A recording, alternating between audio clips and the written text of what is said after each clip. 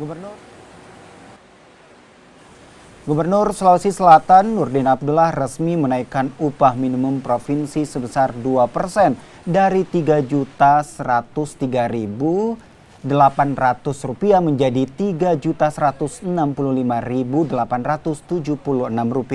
Kenaikan ini juga dengan memperhatikan beberapa aspek seperti produktivitas, daya beli pekerja dan juga pertumbuhan ekonomi di Sulawesi Selatan. Kenaikan upah minimum provinsi ini efektif mulai berlaku pada 1 Januari 2021 mendatang.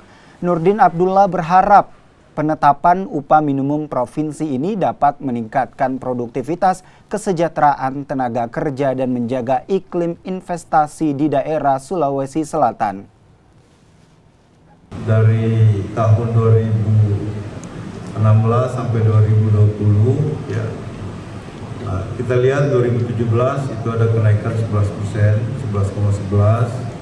2018 itu ada kenaikan 5,9%. 2019 ada kenaikan 8,03%. Dan 2020 terjadi kenaikan 8,51%. Nah, perlu kami sampaikan bahwa pemerintah terus berupaya untuk memperbaiki kesejahteraan kita semua tentu. UMP tahun 2021 dikenakan UMP tahun 2020. Nah, lalu kemudian kita dari Serikat Buruh Serikat Pekerja meminta agar supaya upah minimum untuk tahun 2021 itu minta 5%.